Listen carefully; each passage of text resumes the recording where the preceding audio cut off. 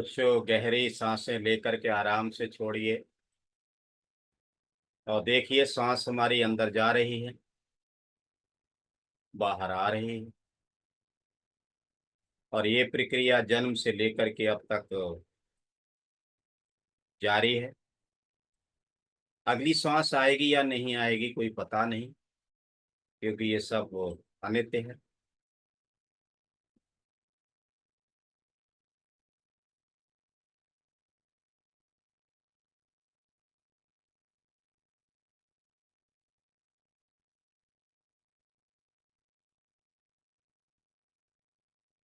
आनापानसति ध्यान की आखिरी पारी का अभ्यास कीजिए।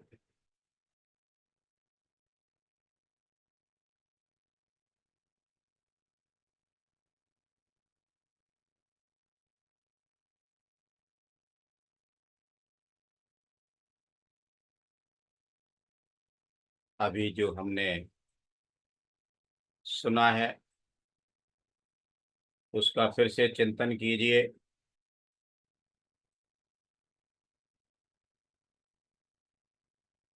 जो कुछ भी हमने प्राप्त किया है, भले ही हमने रूप ध्यान और आरोप ध्यान का अभ्यास किया हो,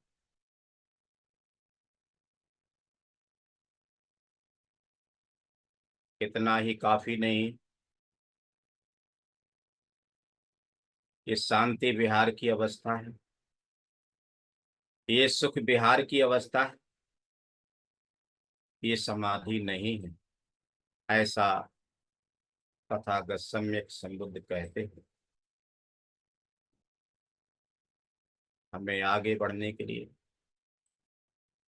और ज्यादा सतत प्रयास करना, अपने मन को विशाल कीजिए, अपने अंदर वीर का निर्माण कीजिए।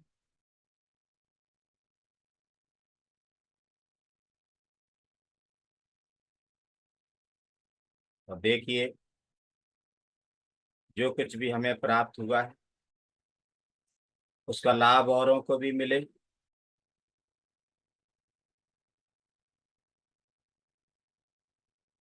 सभी को लाभ मिले।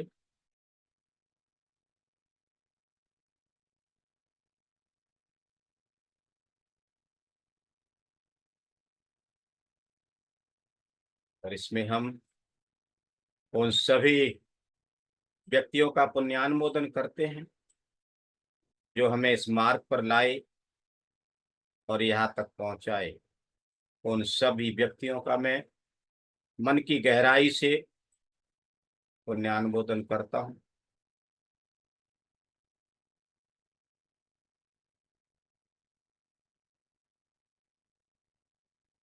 आज हम फिर से सती पट्ठान के प्रथम अंग काया गतानुसति का अभ्यास कर रहे हैं। ऐसा लग रहा है मानो हम महाबोधि विहार के पीछे उस ऊंचे चबूतरे पर बैठे हैं। हमारे अगल बगल बहुत सारे साधक बैठे हैं।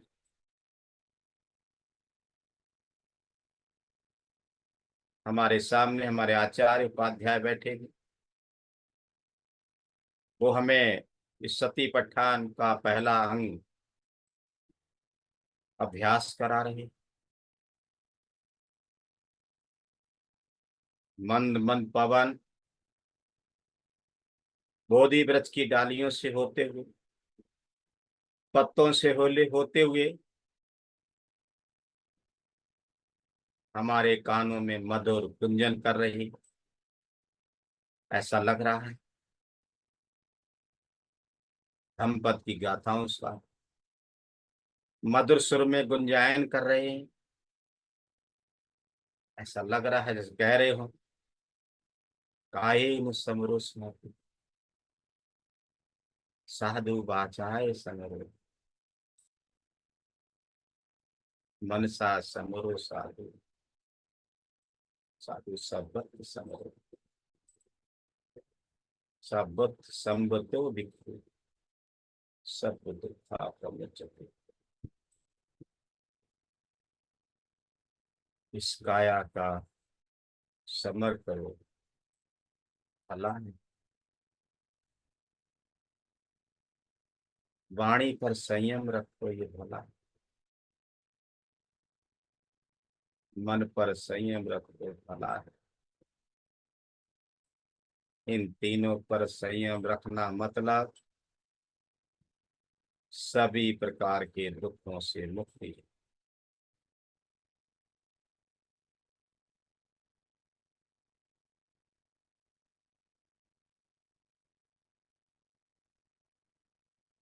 बोधि वृक्ष की पत्तियां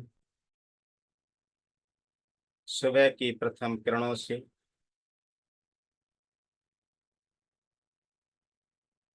स्वर्णिम हो रही हैं, और वो सुनहरी किरणें हमारे ऊपर ऐसे पड़ रही हैं जैसे तथागत की देशनाएं सीधे हमारे अंदर प्रवेश कर रही हैं। सामने तथागत सम्यक संबुद्ध की प्रतिमा,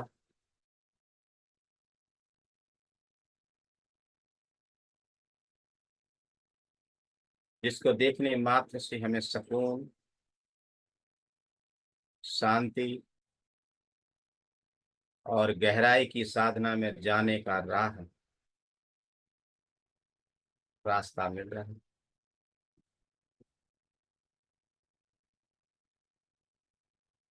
देखिए अपने सुंदर शरीर को,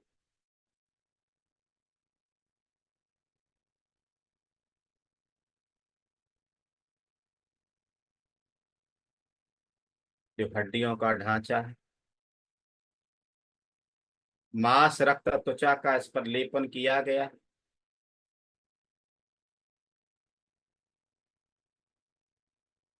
जगह जगह केश है, लोम है।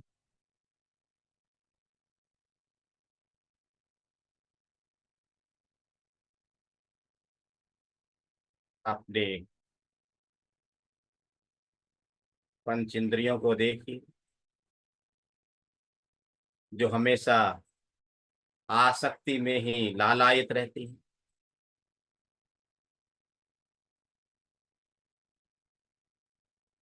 जिन पर हमें संयम रखना है।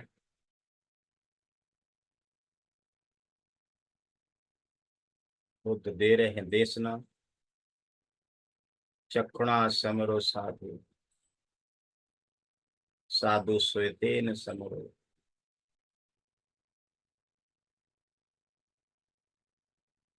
जिह्वाय समरो साधु,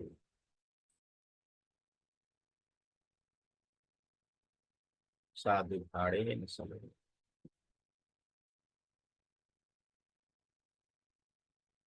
देखिए अपने चक्षु इंद्रिय को वर्तमान में, उसका स्वभाव, उसका धर्म क्या है, और उसका अनुभव हम क्या ले रहे हैं। ऐसा लग रहा है कुछ कुछ तो होता है।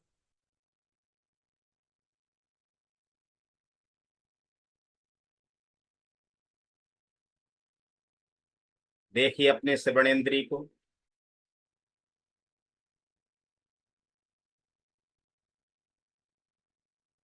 उसके धर्म को, और कैसा लग रहा है वर्तमान।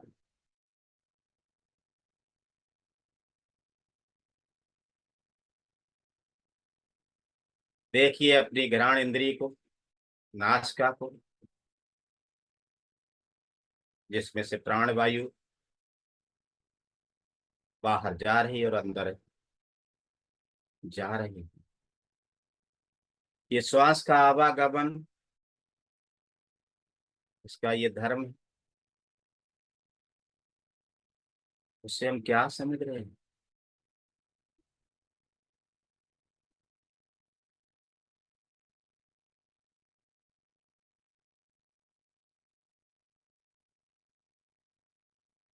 अपनी जिह्वा को देखिए,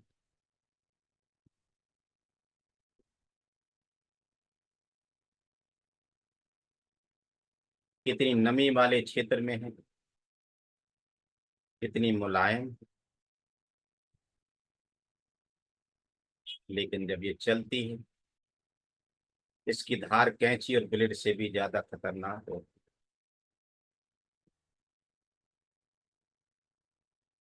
क्या हम इसका संयम करते हैं?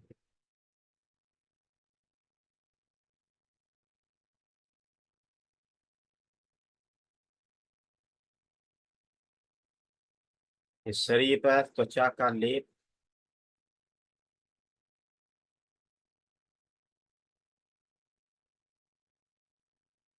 और इस त्वचा पर पल पल से स्पर्श होता है। वर्तमान में इसका स्पर्श कहाँ और किस तरह से हो रहा है, उसको देखिए। अपने अनुभव को भी देखिए।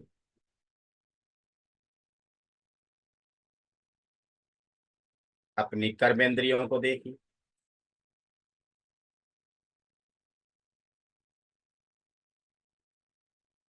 दोनों हाथ, दोनों पैर, उपास्थि, जनांग, उनका स्वभाव,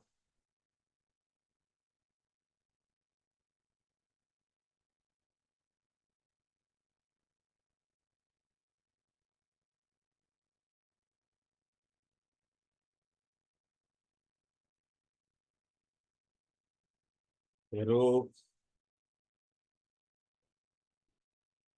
जिस पर हमें गुमान है।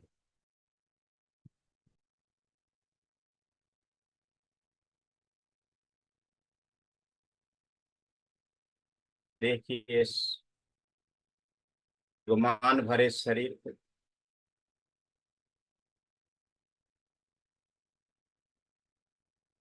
इस तरह से देखिए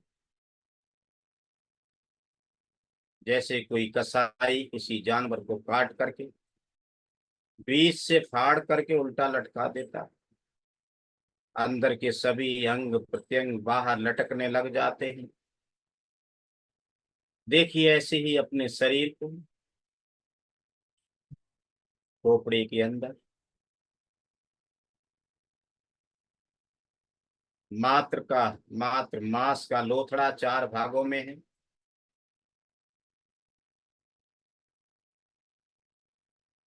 खून और पानी का संगम,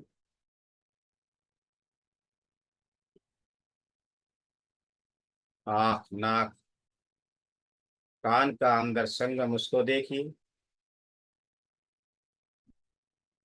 तमाम मुझसे लटकती हुई नलिकाओं को देखिए, गर्दन के अंदर के भाग को देखिए, अपनी मुंह गुहिका को देखिए,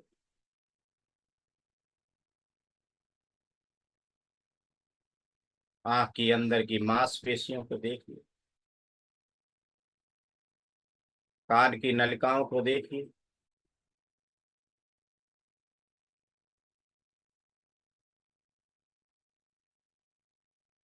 भोजन नली को देखिए,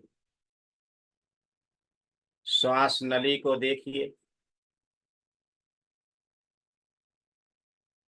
सूचना देने वाली तंत्रिकाओं को देखिए,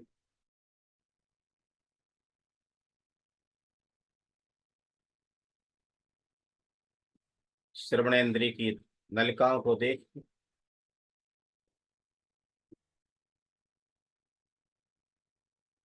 अपने सीने के अंदर पसलियों के नीचे दोनों तरफ गुब्बारे नुमा लंग्स को देखिए, अंदर श्वास जाने पर उनका फैलाव, बाहर निकलने पर उनका सिकुड़ना,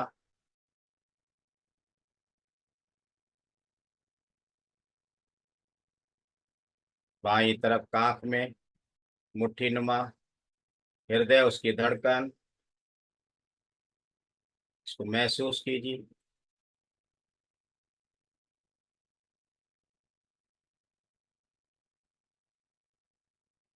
भोजन नली, आमाशय, छोटी आंत, बड़ी आंत,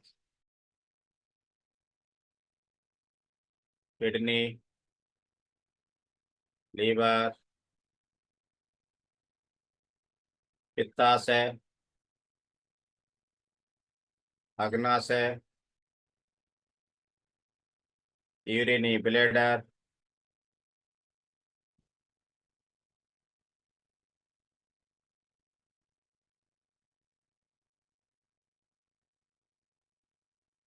जननांग,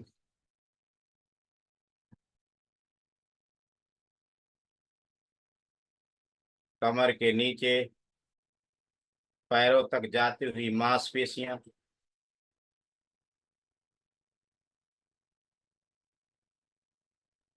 देखिए मांसपेशियां किस तरह से पैरों की हड्डियों से जुड़ी हुई।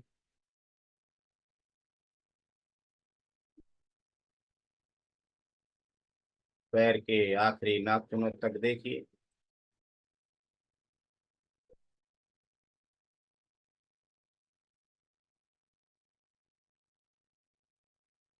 ये आंतरिक अंग, जिनकी संख्या छोटी बड़ी 100 से ज्यादा है, इनको हम देख रहे हैं। हम देख रहे हैं शरीर का निर्माण इन अंगों से हुआ है, और इन अंगों का निर्माण ऊतकों से हुआ है,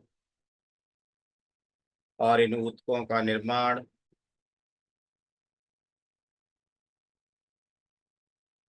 कोशिकाओं से हुआ है।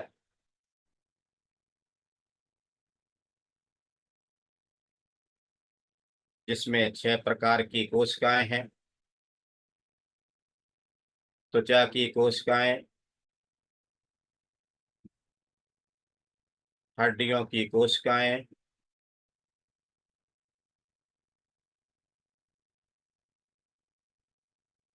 तंत्रिका कोशिकाएं,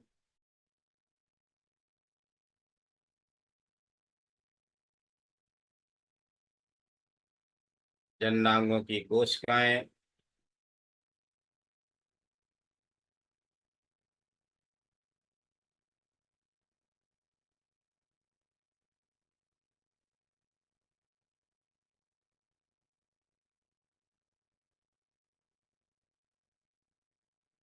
इन कोशिकाओं से ऊतक, ऊतक से अंग, अंग से सिस्टम।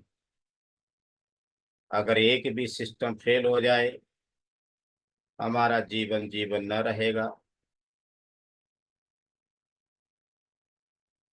पाचन तंत्र, मुंह गुहिका से लेकर के छोटी आंत तक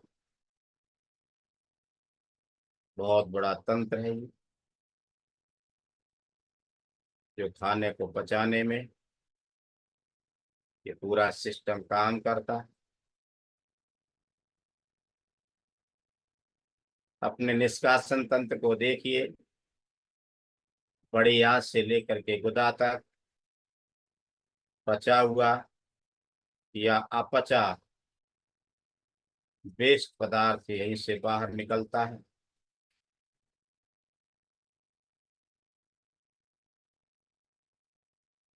अपने शरीर में श्वसन तंत्र को देखिए।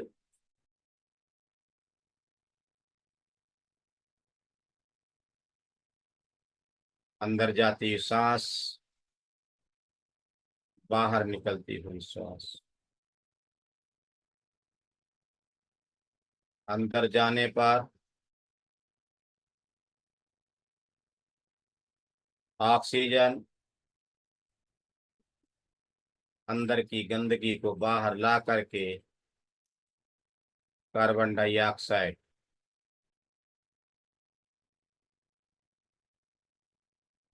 अपने शरीर में बहते हुए रुधिर परिसंचरण तंत्र को देखिए। सिर की खोपड़ी से लेकर के नाखून तक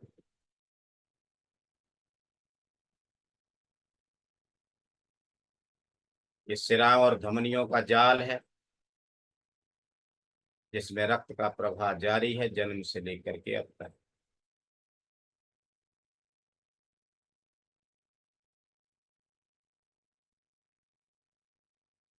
अपने श्वसन तंत्र को देखिए, नासिका से लेकर प्रत्येक कोशिका और प्रत्येक कोशिका से लेकर के बाहर नासिका तक।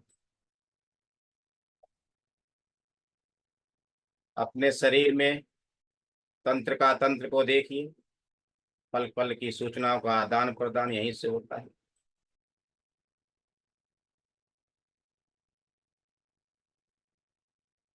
शरीर में जगह जगह नल का विहीन,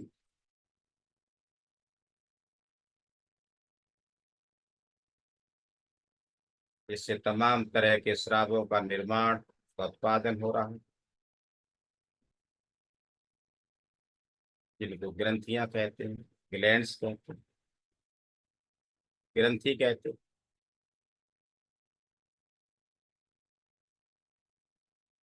ऐसे तरह तरह के तंत्र हमारे शरीर में विद्यमान। मांसपेशी तंत्र को देखिए, कंकाल तंत्र को देखिए, खोपड़ी से लेकर के पैरों तक जगह जगह जोड़, अलग अलग तरह की संरचना।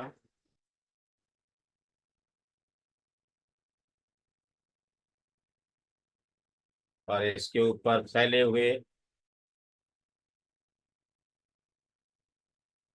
त्वचा तंत्र को देखिए, जो कि सबसे विशाल है। इस शरीर का निर्माण माँ के गर्भ पिता के सहयोग से हुआ है।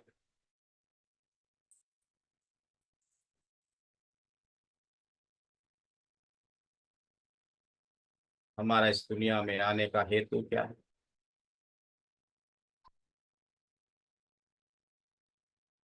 सही में ये शरीर जिसको हम शुभ सुंदर मान रहे हैं, इस शरीर में इसके 9 दरवाजों से हमेशा गंदगी ही निकलती रहती है। आंख से आंख का मल, नाक से नाक का मल, मुख से थूक, लार, कान से कान का मल, पसीना, पेशाब, मल, तरह तरह के हानिकारक पदार्थ इस शरीर से बाहर बहते ही रहते हैं।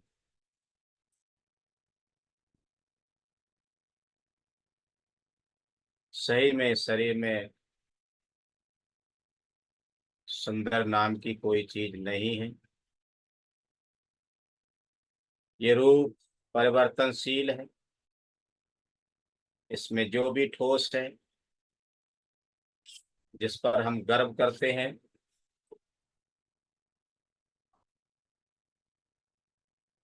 इस जन्म से लेकर के अब तक बाहर से ले रहे हैं और पल पल इसको बाहर छोड़ भी रहे हैं।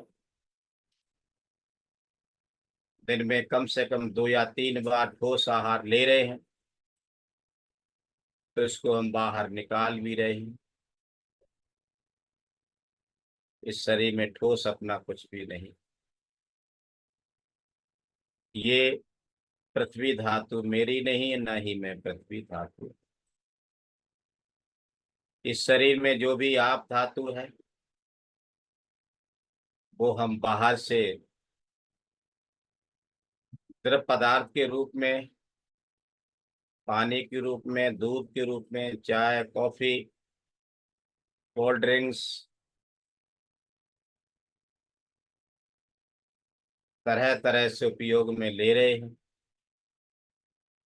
तो इसका हम निष्कासन भी कर रहे हैं। ये भी मेरा नहीं है, न ही मैं आप धातु हूँ।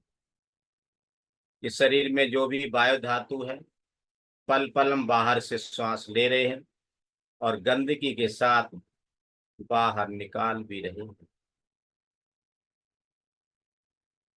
ये बाह्य धातु मेरी नहीं है, न मैं बाह्य धातु।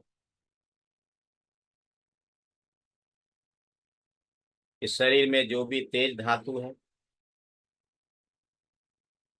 जो भी एनर्जी है, जो भी बल है, ये भी बाहर के खाने से, पीने से, सूरज की रोशनी से हम प्राप्त कर रहे हैं। तो दूसरी तरफ दैनंदिन किए गए कार्यों में, बोलने में, चलने में, बैठने में, सोने में, लेटने में हम खर्च भी कर रहे हैं। इसमें न रूप पृथ्वी धातु मेरा है,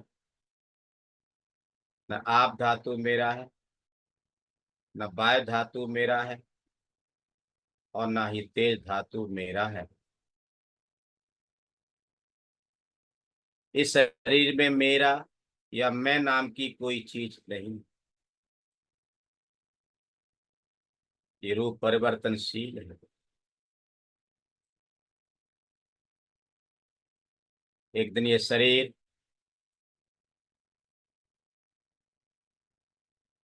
कटे हुए ताड़ की वृक्ष की भांति पड़ा होगा, हिल डुल भी न सकेगा,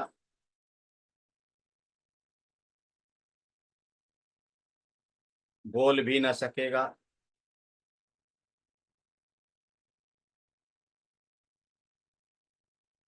हमारे ही अपने परिजन अच्छी तरह से बांध कर शमशान घाट में ले जाएंगे और चिता में सजा करके अग्नि के हवाले कर देंगे।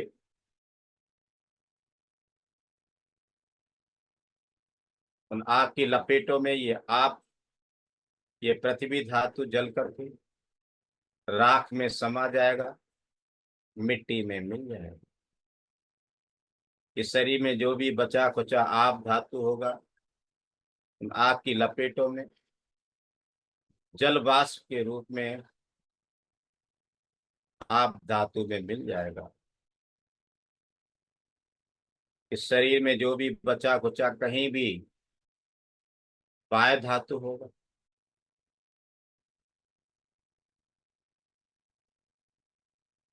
तो वायु धातु में मिल जाएगा। बचा खुचा तेज धातु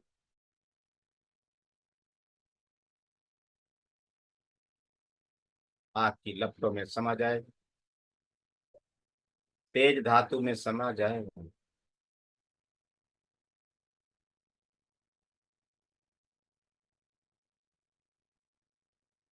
कुछ भी बचने वाला नहीं। चारों महाभूत बिखर जाएंगे। जब तक ये चारों महाभूत हमारे शरीर में विद्यमान है, काम कर रहे हैं, इस बचे हुए जीवन को हम धम्म मार्ग पर लगाना है। जो कुछ भी हमने अभी तक प्राप्त किया है, उस पर गुमान नहीं करना है। जब तक हमें आश्रव क्षय नहीं हो जाते हैं, कामाश्रव, भवाश्रव और अविद्याश्रव, तब तक हमें शीलाचरण करना है गंभीरता से, ध्यान करना है गंभीरता से।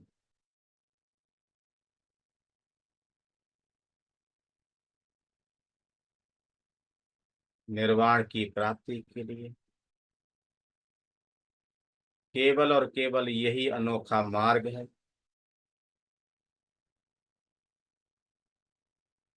मुक्ति का मार्ग है, संबोधि का मार्ग है। चिंतन कीजिए।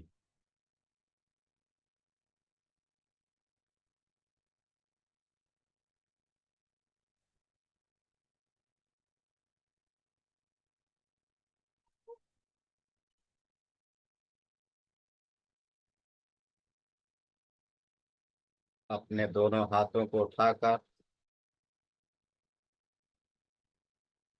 हथेलियों को आप